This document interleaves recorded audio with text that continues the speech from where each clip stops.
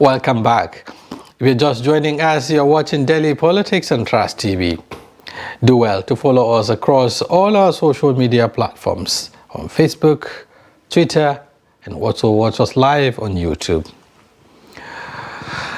Now to other stories. The APC has announced its zoning arrangement for the 10th National Assembly. The National Working Committee, in a statement released after a meeting held in Abuja on Monday, said that Senator Godswill Akpabio from Akwa Ibom is the preferred choice for Senate President, while Senator Barau Jibril from Kano will serve as the Deputy Senate President. And for the House of Representatives, Honorable Abbas Tajuddin from Kaduna has been selected as the choice for the position of Speaker, with Honorable Ben Kalu from Abia to serve as his deputy. The party, however, called on party members, leaders and Nigerians at large to continue working towards the peace and progress of the country beyond the leadership transition. And also, Action Alliance has withdrawn its protest petition at the Presidential Election Petition Tribunal, challenging the emergence of Tinubu as president-elect. The announcement of the withdrawal was made by the chairman, Adekunle Rufai Omuaje. This comes amidst a leadership crisis within the party, with Omuaje recognized by the court as the chairman. Now take a look. The chairman of the party, Adekunle Rufai, justified the withdrawal of the party's protest petition to the Presidential Election Petition Tribunal. To start with, our party, Action Alliance, was neither challenging emergency of Asiwaju Bola Ahmed Tinubu nor the victory of APC in this instance, but protesting the process adopted by the umpire, INEC, building up to the election. Our growth is with INEC and its approach to issues that concerns our party spanning over months build up to the election. The national chairman of the party, with his national executive, had instructed that this petition should be filed when we filed it. And the basis for the petition was the crass disobedience of various court orders by INEC. This petition was in the main an attempt to bring INEC back to appreciate that no matter how powerful they are, they cannot disobey court orders. However, INEC recognized AA National Chairman Kenneth Udeze and his counsel were both present at the court, also made their views known. And this faction that filed a petition went on appeal. They appealed that judgment. It is pending before the Court of Appeal Abuja Division. Now, INEC, in compliance with that judgment, dealt with the Barrister Kenneth Udeze, late national chairman of Action Alliance. Now, why the appeal is pending, they filed this petition purportedly under Action Alliance, but the true and authentic leadership of Action Alliance was not aware of it. I want to really congratulate every members of Action Alliance across Nigeria, because we have gotten to the end. Our opponents, those that have been fighting the leadership of the party, they wanted to be clever by half. At least they have seen what we have filed in court and they know they cannot respond. Reason why they have come today to withdraw their petition. Adekunle insists that the withdrawal is, among other things, based on his belief that the president-elect, being a proponent of restructuring, will deliver the goods Nigeria needs to grow as a country. Noel Samson, Trust TV News, Abuja. The Presidential Election Petition Tribunal adjourned matters brought before it challenging the election of the President-elect Bola Tinubu to May 10, 2023. Now, to discuss these issues, we are now joined by Mazi Peter Okorafor. He is the National Secretary, Coalition of APC Support Groups. Thank you for joining us. My pleasure. Yes, this National Assembly leadership zoning conundrum in your party appears to be tearing the party apart, some will say, even with the recent development, that is the ratification, if you like, of the earlier position of the party concerning the prepared candidates. First of all, let me get your perspective or your views regarding this zoning by the APC. Was it in the interest of the generality of the APC members, or are there issues around it? Well, thank you. First of all, it's very imperative that we take cognizance of the fact that intra-party politics is the nucleus of democratic practice. And APC historically, as a party, was a marriage of strange bedfellows. And that being as it is, we inherited myriad of people with different political ideology that came together to constitute the party. And in the turn of the leadership victory of the party, and interest began to clash. It's quite expected. But going forward, the party ought to, by this time, at this stage, been able to outgrow some of these tootling aches that we've been riding along with. You're talking about 8 years. Yes, you know. And I have expected that the people at the helm of affairs now, who are the actors and players all this while, should have known better. In the first instance, I would like us to understand there is a little error that the present leadership and stakeholders may have committed, maybe by way of oversight or something like that. I mean, when it comes to issues like this, it has to do with zoning of critical offices for the National Assembly, the 10th Assembly, which is a separate arm of government. It's expected that the NWC cannot unilaterally take decision on such matters. They should have is it unilateral? Because yes. Last Friday there was a meeting, so to speak, between the president-elect, the national leadership of the party, and I think, some members of the NWC. No. So you think it's a unilateral decision? Yes, I would say unilateral in the sense that procedurally it's a decision left for the NEC, National Executive Council of the party. What NWC need to do is really to make recommendation to NEC on a proposal they have for zoning prior to consideration microzoning to individuals. The whole process is so hasty and fraught with errors. But is there time to spend? Because everyone is looking at the need to constitute for the emergence of the leadership of the National Assembly before the deadline. What I'm saying, the time used up in doing things could have been used to do it right.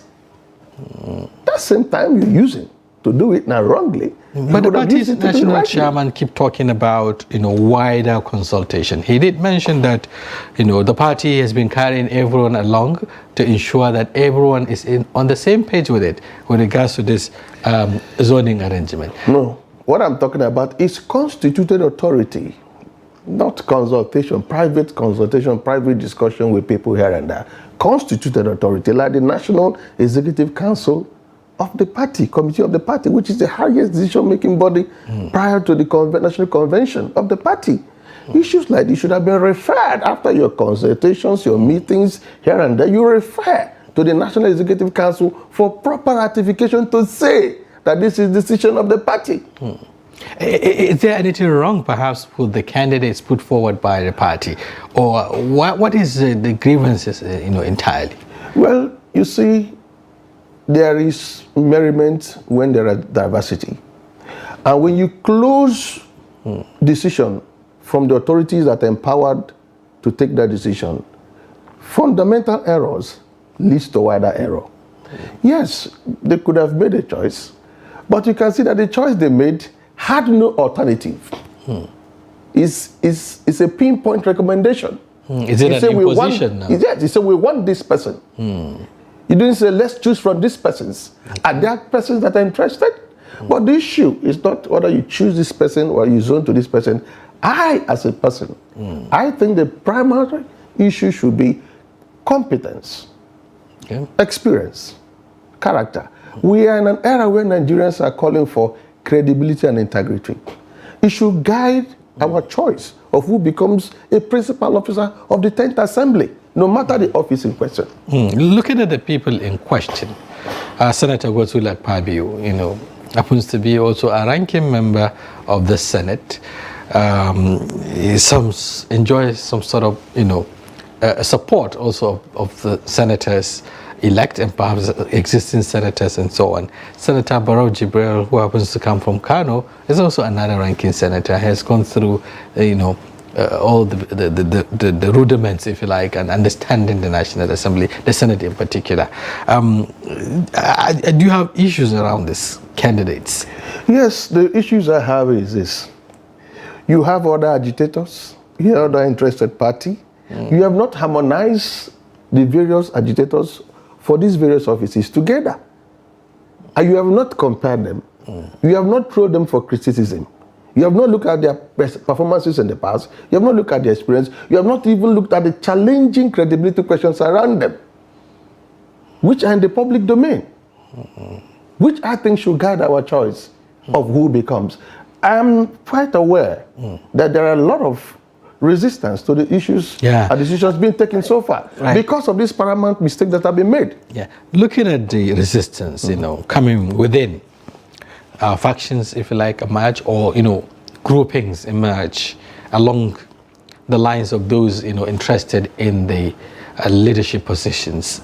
I've had some talking about the fact that nobody can decide for them who becomes the leader when it comes to the Senate or the the House of Representatives. Because these are internal issues that senators or lawmakers should be allowed to produce their leadership without interference. I've had former governor of Zamfara State talking about that. And then there is also a group emerging, strongly pushing for the Southeast to be considered. And then there are also a number of ranking senators there who felt that one of them should be considered and all of that. How would you justify some of these grievances? Yes, they're legitimate. They're justifiable because there are issues of equity, there are issues of justice, there is issues of political balancing, and there are issues of experience and competence. Take, for instance, from the Southeast, for instance, and the South-South. We have the person of distinguished Senator Stizunaso, who have a humongous parliamentary experience and exposure. He has worked in the Green Chamber, served as elected officer in the Green Chamber, worked in the Red Chamber, served as elected senator in the Red Chamber, served the party as organizing secretary for over 4 years. He has comprehensive experience of parliamentary procedure, party management, and human management. He happened to be domiciled in the Southeast as an individual. But there are a number of other contenders. I'm coming. As an individual, his qualities towards that of zoning, no matter where it is considered, by experience, by competence, he towards above them all. And then we are looking at a parliament that will ensure smooth, credible governance of our next administration. We cannot shortchange quality for choice. Yeah, but the point I'm trying to make is this, even within the Southeast, a number of people have, emerged, indicating interest or wanting to be Senate President, for instance. We have the former governor Ojuzo Kalu, for instance, is also interested in the Senate. We have the likes of Benjamin Kalu, that is at the reps, so I think the Senate is also interested.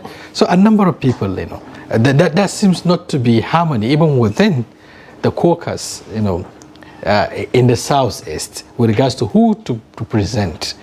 Didn't you think, that could also be another undoing in this struggle? Yeah, the reason is because of what I earlier pointed.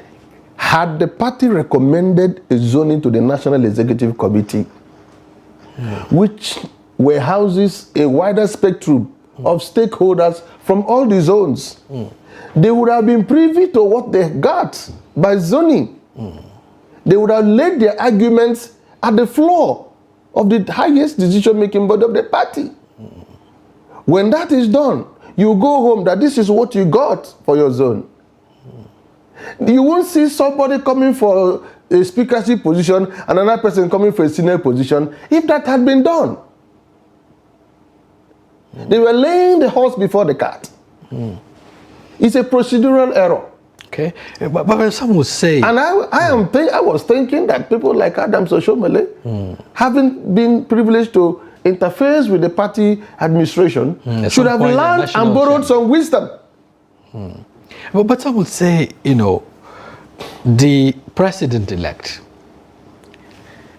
has a lot of influence, if you like, in deciding who becomes, especially, I mean, should also be interested in who becomes Senate President or who becomes Speaker of the House of Representatives. We've seen what happened during the 8th Senate, you know, I mean the 8th National Assembly, where the indecision of President Muhammadu Buhari led to the emergence of a group, you know, outside the prepared choices and what have you. Perhaps that's the reason why the president-elect is also being mindful of who becomes what in terms of getting the leadership of the National Assembly. Yeah, I have a very paradigm shift from that conception, in the sense that if you are interested in doing the right thing, there is no second choice to doing the right thing. It doesn't matter if you get the right person sitting at the Senate, he will do the right thing at all times. But when you begin to arrogate individuals to suit whatever you have in mind, it is no longer leadership for the nation. If you're talking about leadership for the nation, everybody must have his right to express his democratic rights. The democratic principle is three tiers of government: judiciary, legislature, and executive. The executive electioneering process or engineering has terminated. Are you getting what I'm saying? Right. Now we are now at the era of the legislature. My friend, I want to tell you, there is no senator there that is not capable of being a president. These are distinguished, accomplished Nigerians. It's a warehouse, it's a gathering of highly experienced personalities who have accomplished in various strata of life. And as such, they are competent enough to sit down among themselves and say, this person is better for us and for the country. It's not about individuals, it's about the nation. Okay. And that's what leadership is all about. Yeah. Now that we're having this disagreement, if you like, or groups within, you know, raising concerns and perhaps mobilizing against the choice of the party, for instance, how do you think it will rub up, you know, on the chances of the party itself to even produce this leadership? Because, especially at the House of Representatives, there's a very slim margin, if you like, or, I mean, the numbers are there. The opposition, they call themselves the greater majority, can also pull weight and perhaps decide or spring surprises. At the Senate, there could be also such you know, coming together and then mobilizing against all of this. How do you think this will impact on the party's chances going forward? Yes, it's a major threat. The APC has 59 senators. The opposition put together has 50 senators. And in such circumstances, we are creating room for them to take advantage. Because the major contenders of the Senate election, Senate leadership election, are all APC stalwarts. And these are very influential people. And all it takes for them to decide who wins is just to pull 5 or 7 senators away,